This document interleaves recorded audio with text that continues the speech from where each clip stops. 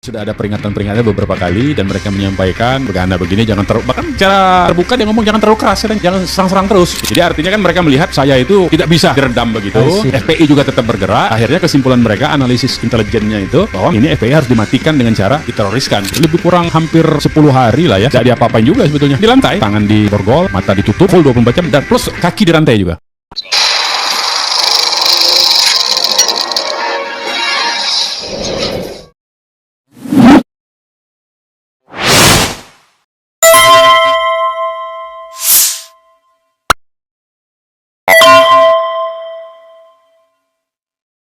Assalamualaikum warahmatullahi wabarakatuh. Sobat RH sekalian, jumpa lagi kita di channel yang keren ini. Keren jadas. Ya Sobat RH sekalian, ini ada berita yang ngeri-ngeri sedap ya, yaitu soal pengembalian ijazah dan kemudian tunggu hasil Bareskrim. Itu yang dikatakan oleh Yakub Hasibuan, lawyer atau kuasa hukum mantan Presiden Jokowi. Kelihatan betul ya, yakin betul kalau akan dinyatakan asli.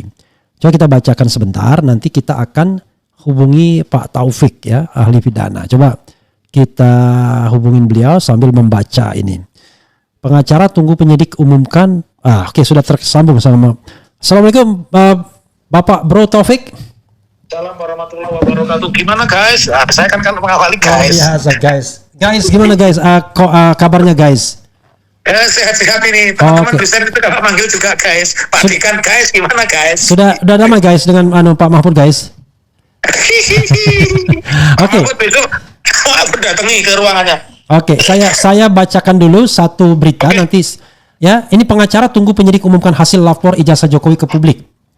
Jakarta, kuasa hukum Presiden ke-7 RI Joko Widodo Jokowi, Yakub Hasibuan mengaku pihaknya belum menerima hasil uji laboratorium forensik ijazah Jokowi yang dilakukan penyidik. Dia menyebut akan menunggu hasil resmi dari penyidik. Ini sudah penyidik ya, Bareskrim Polri. Jadi kami masih menunggu juga hasil rilis resmi dari Bareskrim atas pengecekan ijazah Pak Jokowi. Kata Yakub setelah mendampingi Jokowi memenuhi panggilan klarifikasi penyidik di Bareskrim Polri Jakarta Selatan. Jokowi telah menyerahkan ijazahnya kepada penyidik Bareskrim Polri pada Jumat. Ijazah itu dibawakan langsung oleh adik ipar dan ajudan Jokowi Wahyudi Andrianto. Ada dua ijazah yang diserahkan, yakni ijazah SMAN 6 Solo dan ijazah dari Fakultas Kehutanan Universitas Gadjah Mada. Kedua ijazah itu telah dikembalikan kepada Jokowi. Tadi yang Pak Jokowi pegang itu adalah ijazah asli yang sudah dikembalikan lagi. Kemarin kan kita serahkan untuk diperiksa hari ini karena Pak Jokowi diminta keterangannya sekaligus serah terima balik ke Pak Jokowi, jelas Yakub ya. Yakub mengatakan uji laboratorium forensik sudah dilakukan penyidik, hanya hasilnya belum diumumkan. Dia berharap hasil tersebut diumumkan secara langsung oleh penyidik. Kita masih menunggu, tapi kalau logika saya karena sudah dikembalikan ya mungkin artinya sudah selesai pemeriksaan puslafornya, ucap Yakub. Jadi ya harapan kami agak segera mungkin dari pihak mungkin dari pihak penyelidik bisa memberikan keterangan mengenai hasil itu, tapi kami tentunya menghormati dan kami menunggu imbuh dia. Di sisi lain Jokowi menyatakan siap membuka ijazah aslinya jika diminta oleh pengadilan. Hal ini disampaikan Jokowi setelah diminta keterangan oleh Bareskrim. Ijazah nanti akan kami buka pada saat diminta oleh pengadilan oleh hakim, ujar Jokowi menjawab wartawan sambil tersenyum sambil cengengesan sambil ketawa ya. Jokowi mengaku sedih jika proses hukum atas tuduhan ijazah palsu terus berlanjut. Jokowi mengaku kasihan kepada para terlapor, luar biasa ya. Meski demikian, Jokowi menyebut tuduhan ijazah palsu sudah keterlaluan. Jokowi menyerahkan proses selanjutnya sesuai hukum yang berlaku. Saya itu sebetulnya sedih kalau proses hukum mengenai ijazah ini maju lagi ke tahapan berikutnya. Saya kasihan, tapi ini kan sudah keterlaluan, kata Jokowi. Pak Taufik, apakah Anda mendengar saya, bro? Guys? Saya mendengar sekali ini, terang. Nah, pertanyaan saya adalah ya, sebelum sampai pada skenario yang saya pernah sebutkan ya, yaitu di Solo DNO Bareskrim menyatakan bahwa ijazah identik atau original atau asli, kemudian pencemaran nama baik atau fitnah dilanjutkan. Saya ingin tanya, ini untuk klarifikasi saja. Ini tadi menyebut penyidik beritanya, lalu penyelidik. Yang benar penyidik atau penyelidik sekarang ini? Saya 100% mengatakan itu penyelidik, belum penyidik. Kalau sudah naik penyidik, pasti diterbitkan yang namanya SPDP, pasti ada pemberitahuan baik kepada pelapor maupun terlapor. Jadi tolong disampaikan kepada anaknya Pak Oto Hasibuan, Yakub itu suruh belajar dulu membedakan pemahaman tentang penyelidik dan penyidik. Jadi nggak bisa sekonyong-konyong tiba-tiba dari penyelidikan terus penyidik. Oleh karenanya, kenapa Karena setiap tingkatan perkara dari penyelidik ke penyidik itu harus lewat yang namanya gelar perkara. Jadi saya meyakini sekalipun Pusat Laboratorium Forensik Mabes Polri itu mengatakan itu sah, tetapi saya yakin nanti akan ada yang perkara dari adanya apa? Adanya gelar perkara ya? Ya, harus lewat gelar perkara. Jadi Oke. peristiwa nanti perubahan dari lidik ke sidik itu akan melewati yang namanya gelar perkara. Setelah nanti gelar perkara, juga akan muncul gelar perkara di perkara penyidikan. Ini ada ditangkap atau ditahan atau tidak, begitu. Oke. Jadi tolong ya konsisten. Ini baru tahap penyelidikan sehingga tidak bisa dikatakan penyidik, tapi Iya, beda. penyelidik ya, bedo Iya. itu bedo. Iya, Oke. iya. Nah sekarang ini soal kelaziman ya. Ijazah dikembalikan. Apakah mungkin memang sudah selesai puslavornya atau nggak ngerti apa yang bisa disampaikan oleh Pak Taufik ini?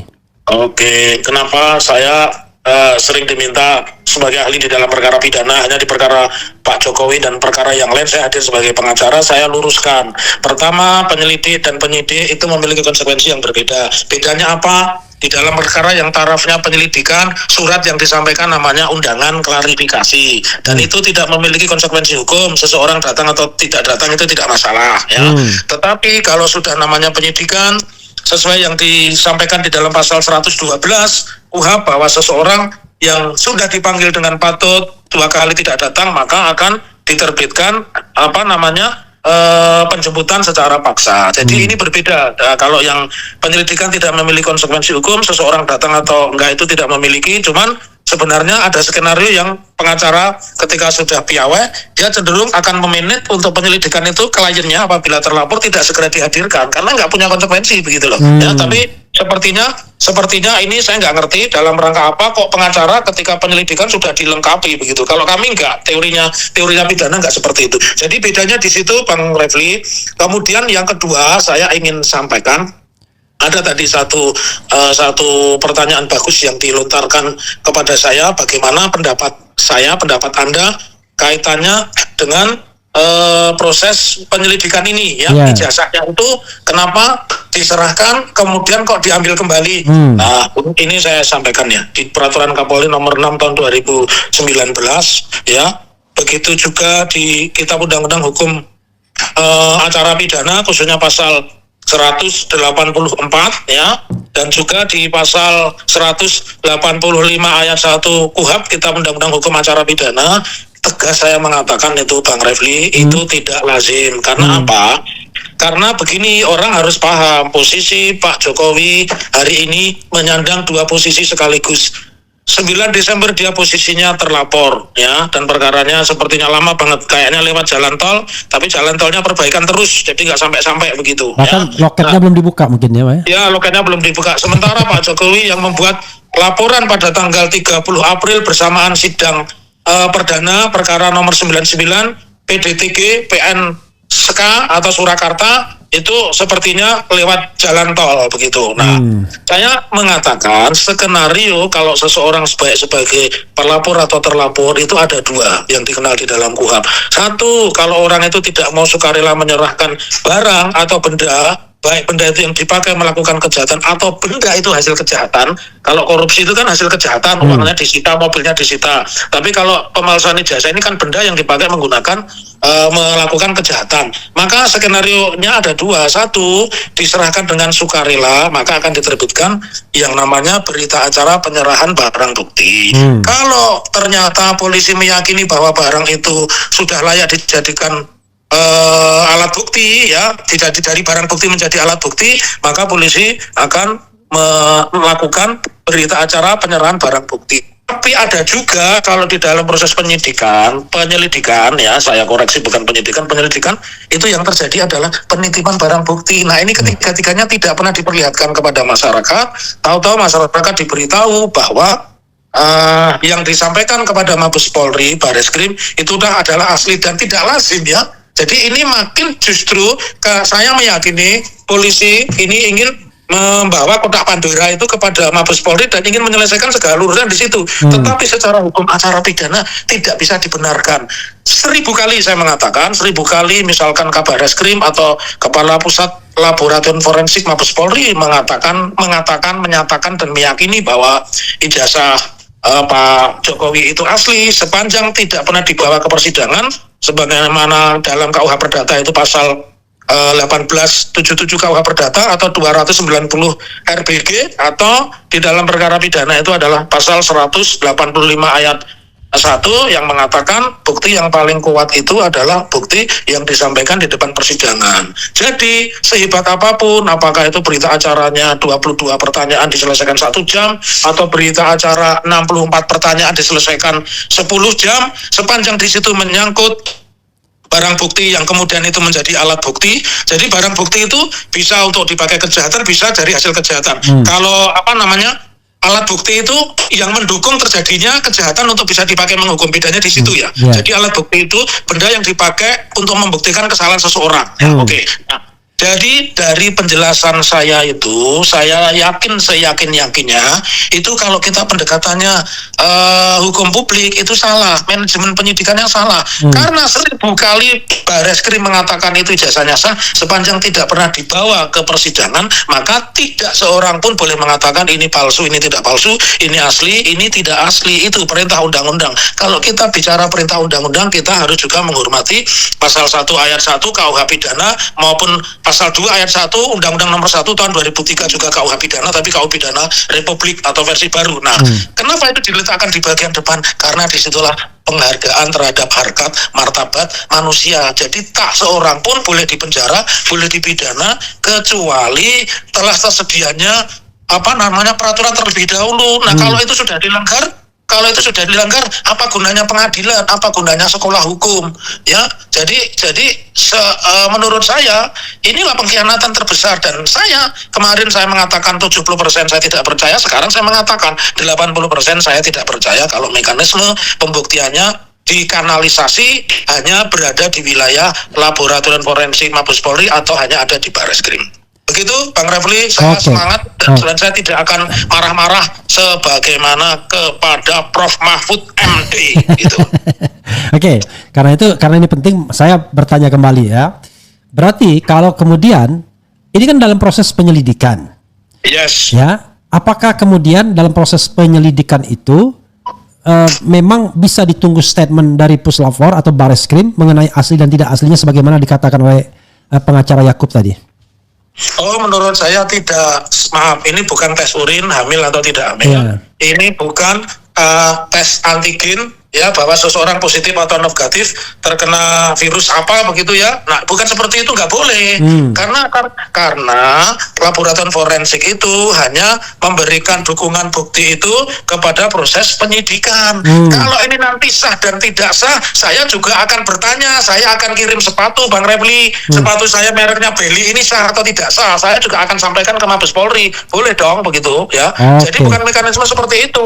Itu yang tidak benar. Ini bagian dari yang namanya Integrated Criminal Justice System atau sistem peradilan pidana. Begitu Bang.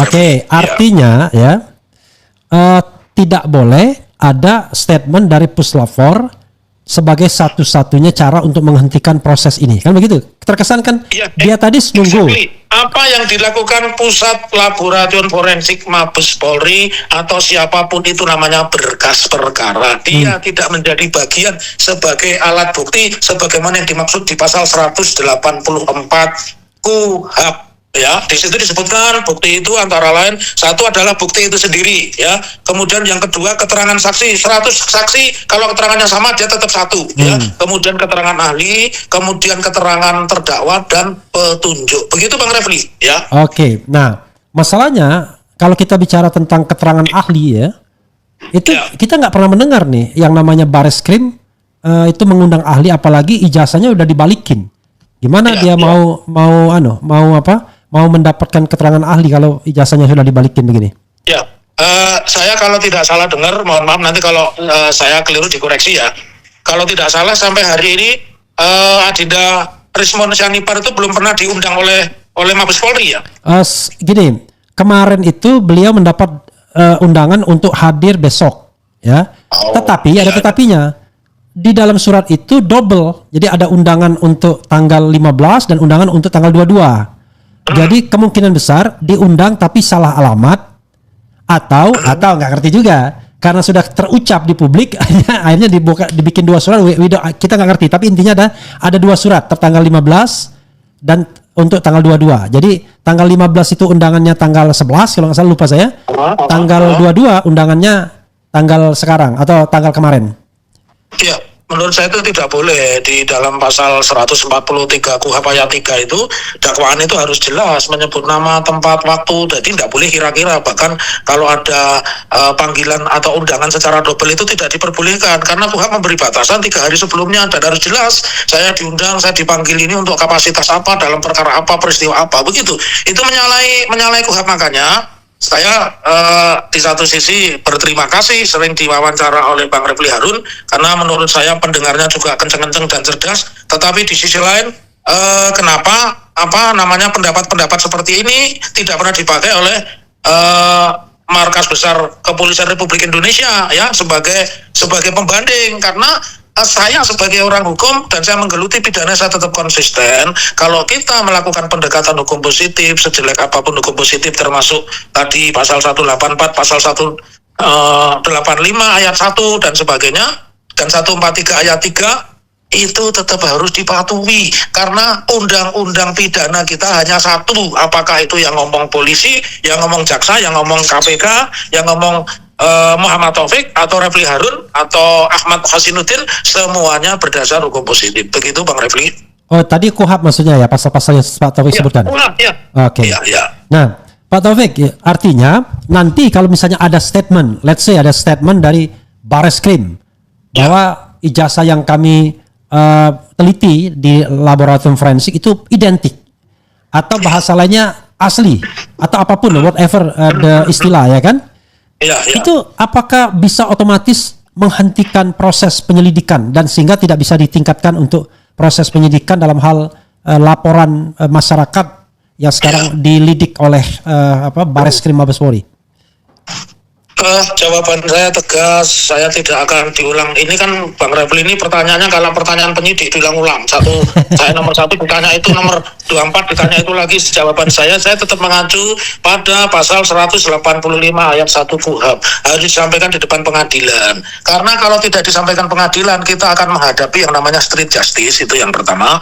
Dan yang kedua, kita akan sampai pada satu wilayah di mana kita tidak memiliki kepastian hukum. Jadi kalau kita mau pakai pendekatan kepastian hukum, maka dan ini asas yang tidak dipakai. Sorry, saya lupa. Kalau seseorang membuat laporan pidana, maka asas yang dipakai itu adalah presumption of guilty. Jadi dibuktikan dulu kesalahannya. Itu seperti di dalam satu perumahan ada orang mencuri motor, termonitor dari CCTV satpam atau security, dia diteriaki maling, itu harus dianggap maling sampai kemudian dibawa ke polisian, diperiksa, ternyata dia bukan maling. Jadi seperti itu. Jadi tidak bisa pernyataan Badan Reserse Kriminal atau pernyataan laporan forensik bahwa karena ini jasa asli maka semua perkara berhenti. Kalau seperti itu, untuk apa ada sekolah pengacara? Kalau seperti itu, untuk apa ada pendidikan penyidik? Kalau seperti itu, tentu tidak perlu ada sertifikasi bahwa seseorang ini berkapasitas sebagai ahli seperti Rismond dan sebagainya. Dan itu sangat berbahaya Bang Refli. Itu di satu sisi menegakkan hukum, tapi di sisi lain itu melanggar hukum. Jadi kembali kepada pemahaman, ketika seseorang diduga melakukan kejahatan, maka yang berlaku asasnya adalah presumption of guilty. Lalu kapan? Kalau presumption of innocent, kalau yang guilty ini sudah dibuktikan di pengadilan, maka presumption of innocent itu tidak berlaku di kantor polisi, tapi berlakunya di depan hakim. Dan inilah kekuatan pembuktian yang paling kuat. Begitu Bang Refli. Oke, Pak Taufik ya. Kenapa saya tanya ini berulang-ulang seperti penyidik atau penyelidik?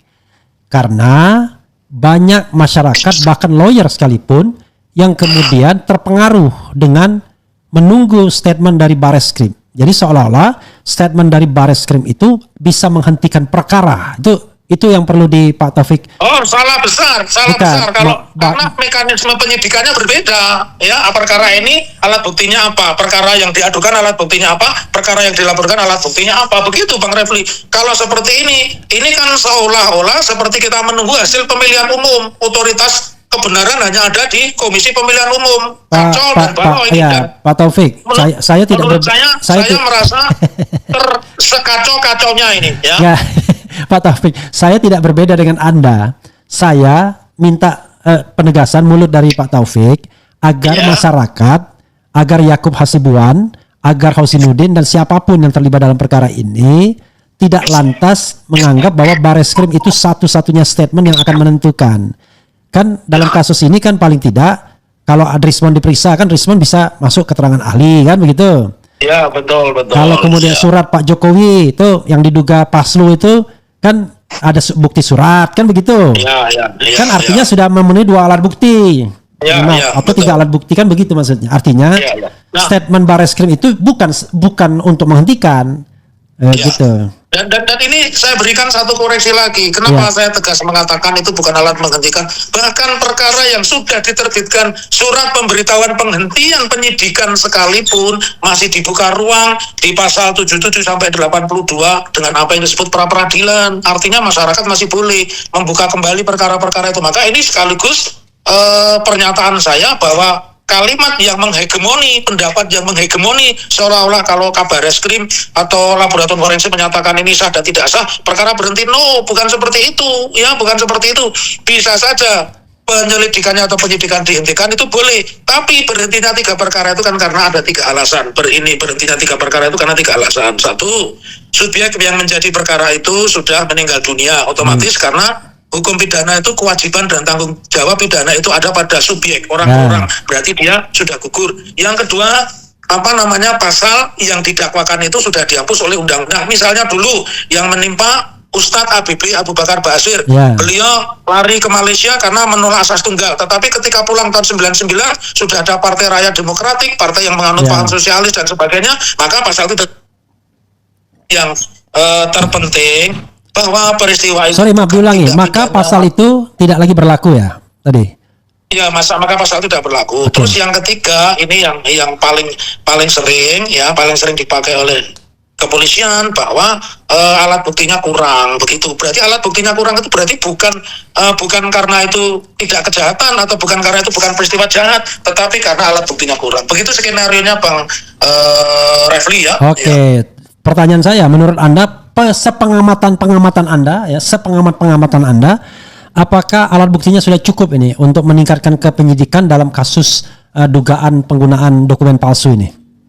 Nah, ini pertanyaan menarik. Menurut saya belum cukup karena masyarakat tidak dimengertikan karena bahasanya berubah. Yang ditahan yang disimpan atau dititipkan awal mulanya atau diserahkan oleh Pak Jokowi maupun diserahkan oleh adik iparnya Pak Jokowi, yaitu adiknya Bu Irianya. Ini biar netizen dan jamaah channel tahu, saya sama istrinya Pak Jokowi itu kakak adik di SMA 3 Surakarta. Beliau kakak kelas saya adik kelasnya. Jadi saya Nah, jadi artinya saya nggak ada dendam ya. Makanya kepada Pak Mahfud yang mengatakan saya bodoh, saya pengacara kecil tidak terkenal, saya juga nggak pernah dendam.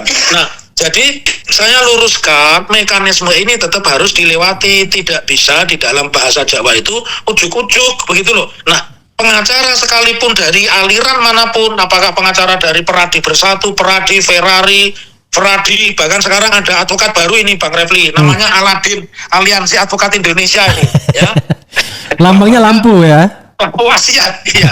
Lambangnya itu tidak boleh mendeskripsi seperti itu. Kalau orang mengatakan ini salah dan tidak salah dan sepertinya, tanpa mengurangi rasa hormat saya buat rekan-rekan di kepolisian, sepertinya ini sudah ada skenario karena Pak Jokowi sudah mengatakan tadi di awal, Bang Refli membaca, saya mungkin tidak bisa mengutip persis ya karena saya tidak bawa bacaan, yang mengatakan Pak Jokowi sangat sedih kalau perkara ini nanti istilahnya apa itu? Berlanjut. Ya, kalau istilahnya berlanjut. Nah, ini kan sepertinya sudah tahu sebelumnya, tidak lazim. Saya sudah praktek pengacara 2 tahun ditambah 30, tidak pernah mendapat bahasa seperti itu. Kok ini sudah tahu begitu loh. Begitu Bang Refli ini jauh panggang dari api kalau saya boleh mengatakan itu ya. Malah kalau biasanya itu kura-kura dalam perahu, pura-pura tidak tahu ya ya. Yeah. Tapi kalau begini, ini perahu di dalam kura-kura. Kalau ini perahu di dalam kura-kura, tahu-tahu sudah ada. Oke. Bukan perahu dalam kura-kura. Oh iya benar juga ya, tahu-tahu sudah ada. Kalau yang benar ini adalah perahu ngangkut selada, tahu-tahu sudah ada. Oke, Pak Taufik, tapi ini agak aneh pernyataan Pak Jokowi ini. Pernyataannya kan kurang lebih ya. Saya itu sebetulnya sedih kalau proses hukum mengenai ijazah ini maju lagi ke tahapan berikutnya. Saya kasihan. Tapi ini kan sudah keterlaluan, kata Jokowi. Oke, saya mau membedah kalimat ini. Pak Taufik, dengarkan dulu secara perlahan ya, jangan sabar. Saya bukan Mahfud MD ya. Ya. Gini, dia ini kan ngomong ini di depan Bareskrim. Oke? Ya. Dan di Bareskrim posisinya sebagai terlapor atau dengan kata lain potensial untuk menjadi tersangka. Ya. Oke? Kalau dia ngomong ini di depan Polda Metro Jaya masuk akal. Ya. Karena dia pelapor dan yang potensial jadi tersangka Roy Suryo dan kawan-kawan. Kan ini aneh. Betul. Ketika dia mengatakan sebetulnya sedih kalau proses hukum mengenai ijazah ini maju lagi ke tahapan berikutnya. Iya. Kalau maju ke tahapan berikutnya ya dia yang jadi tersangka kan, karena dia ngomongnya di depan Bareskrim soalnya setelah ngambil dan diperiksa. Jadi seolah-olah baik di Bareskrim maupun di Polda Metro dia yang pegang kendali seolah-olah dia yang kemudian pelapornya. Ini kan agak aneh itu logikanya. Gimana Pak Taufik? Iya. Ya sama ya, mengatakan kalau dia di Polda bolehlah, itu masih ada kausalitasnya ya, masih ada relasi sebab akibatnya ya. Tetapi ketika itu di Badan Reserse Reskrim kan menjadi sebuah keanehan begitu loh ya. Apalagi dia sampai mengungkapkan dengan kata-kata sedih dan sebagainya. Kasihan, sedih dan kasihan. Ini kan mestinya porsi penyidik dan itu pun tidak disampaikan secara terbuka, seolah-olah tanpa mengurangi rasa hormat. Sekarang Pak Jokowi tiba-tiba menjadi ahli pidana, itu melebihi saya itu Bang Refli, kaget juga saya ya. Dalam privasi. Ya, dalam peristiwa ini dia seolah-olah sudah menjadi ahli pidana, itu nggak boleh. Kok saya mengatakan saya sedih kalau perkara ini berlanjut dan sebagainya. Ya, itu kan tidak ada relasi sebab akibatnya diucapkan di Badan Reserse. Atau sebaliknya, lucunya gini, kan perkara ini kan ada dua, ada delik umum, ada delik aduan. Delik aduan itu dikontrol sepenuhnya oleh dia. Delik umum kan dia nggak bisa kontrol. Harusnya dia ngomong itu di depan Polda. Saya sedih kalau ini berlanjut, tapi dia udah keterlaluan. Karena itu saya terus kan begitu. Tapi begitu dia ngomong di depan Bareskrim ya agak aneh, karena ini kan delik umum yang membuat dia bisa jadi tersangka. Ya, dan ini saya sampaikan. Atau dia sedih untuk dirinya sendiri mungkin. Ya artinya kalau itu untuk dirinya sendiri, saya sedih kalau perkara berlanjut saya jadi tersangka, masuk akal. Iya, masuk akal. Kita kan bicara logika kan. Iya. Karena pasal yang disangkakan di Bareskrim dengan di Polda Metro itu jauh lebih berat di Bareskrim ya. Jadi supaya jamaah RH juga tahu apa itu namanya sebutannya itu Sobat RH sekalian. Sobat RH sekalian, ini saya terangkan. Kalau yang di Polda itu delik aduan, kalau tidak disangkutkan dengan pasal 30, pasal 35, maka pasal 32. Ya, pasal 32, maka Roy Suryo dan kawan-kawan itu hanya kena pasal di bawah 1 tahun. Artinya dengan alasan apapun nggak bisa ditahan. Yang disebut oleh pengacara Ahmad Hosinuddin itu kan pasal selundupan yang dimasukkan pasal 32 yang ancamannya begitu tinggi. Jadi kalau 310, 311 itu ancamannya di bawah 1 tahun, bahkan orangnya tidak bisa ditahan. Dan ini yang saya tidak mengerti, kenapa Pak Jokowi begitu pedenya justru di Bareskrim ketika dia dilaporkan kok dia mengatakan sedih kalau perkara berlanjut ya. Kasihan. Apa ini salah bisik begitu? Salah bisik saya tidak tahu itu. Kasihan, keterlaluan. Kan dia seolah-olah di depan Polda ini ngomongnya. Iya, ya Pak Jokowi. Kalau saya lebih jauh lagi, ini artinya Pak Jokowi di depan Polda maupun di depan Bareskrim Mabes Polri mengatakan seolah-olah semuanya at home, kayak di rumah sendiri begitu kalau saya mengatakan ya. Jadi iya itu kejanggalan. Oke Bang Refli. Oke, terima kasih ya. Salam buat teman-teman. Oke. Assalamualaikum warahmatullahi wabarakatuh. Besok kita bicara tiga pihak ya. Boleh. Oke. Ya, assalamualaikum. Assalamualaikum warahmatullahi wabarakatuh. Ya, saudara sekalian, itu dengan Dr. Taufik ya, walaupun sambil main-main, perkara yang kita bahas ini serius. Saya senang mendapatkan statement dari Pak Taufik hari ini bahwa yang namanya proses penyelidikan di Bareskrim Mabes Polri ini tidak bisa dibatasi sekedar hasil dari puslapor. Karena hasil dari puslapor itu bukan barang bukti, itu semacam penunjang dalam proses penyelidikan, sehingga apakah kemudian cukup ditingkatkan atau tidak, dan tergantung juga bukti yang lain. Kan ada 3 alasan tadi dikatakan. Pertama, terlapornya meninggal dunia. Kedua, pasal yang ditudingkan itu sudah hapus.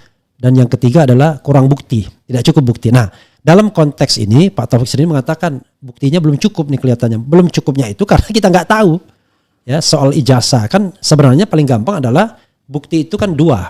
Bukti ahli dan kemudian bukti surat atau fisik dari ijazah tersebut yang dianggap digunakan palsu untuk apa? Kan ada dua kemungkinan, menggunakan ya atau memalsukan. Jadi baik memalsukan maupun menggunakannya itu salah semua. Nah, sekarang pertanyaannya adalah kalau seandainya misalnya surat itu diyakini sebagai alat bukti, ya surat atau ijazah itu tinggal dipanggil ahli, maka klop sesungguhnya kan?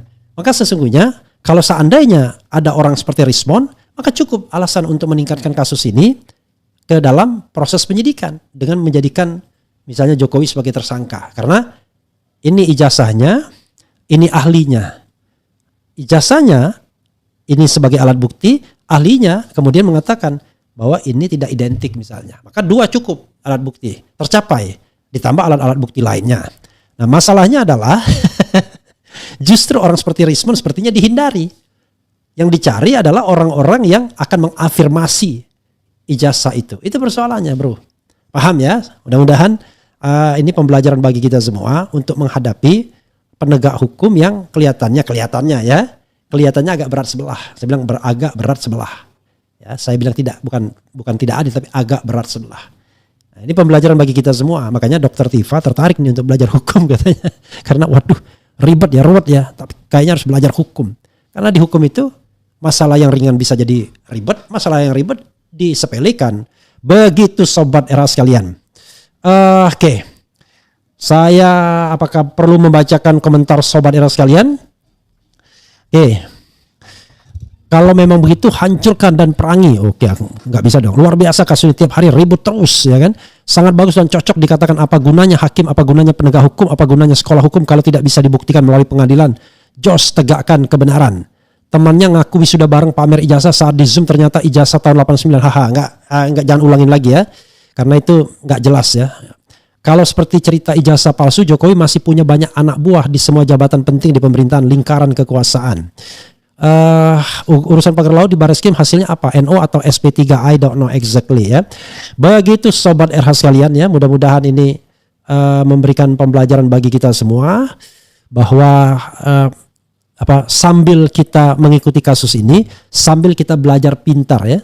Terima kasih Pak Taufik sebagai orang pidana ya, dia yang advokat juga, yang katanya baru 2 tahun tambah 30 alias 32 tahun sebagai advokat dan sekaligus ahli pidana, mengajar pidana. Mudah-mudahan apa yang disampaikan bermanfaat. Sekali lagi, hasil puslapor Barreskrim not the only satu-satunya barang yang istilahnya untuk mengatakan bahwa ini palsu atau tidak. Harus pengadilan yang bisa membuktikan barang itu palsu atau tidak. Jadi di keterangan di depan pengadilan itulah di crossing saksi-saksi. Nah kalau kemudian dinyatakan palsu ada konsekuensinya, tidak relevan lagi yang namanya pengaduan pencemaran nama baik atau fitnah.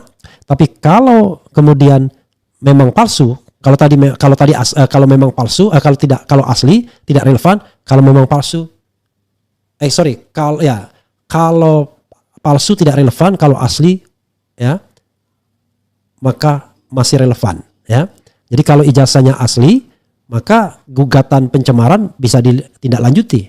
Tapi kalau palsu, gugatan pencemaran tidak bisa ditindaklanjuti karena mutatis mutandis gugur karena kan dianggap mencemarkan karena dianggap punya ijazah palsu. Mudah-mudahan penjelasan saya tidak terbalik ya. Karena saya sedikit gelisah karena ada WA dari seseorang yang meminta sesuatu ya. Karena kebetulan saya lagi mengerjakan sesuatu dan rupanya tukangnya meminta sesuatu yang harus saya penuhi saat ini juga. Begitu sahabat sekalian. Wassalamualaikum warahmatullahi wabarakatuh. Keren cadas. Cia.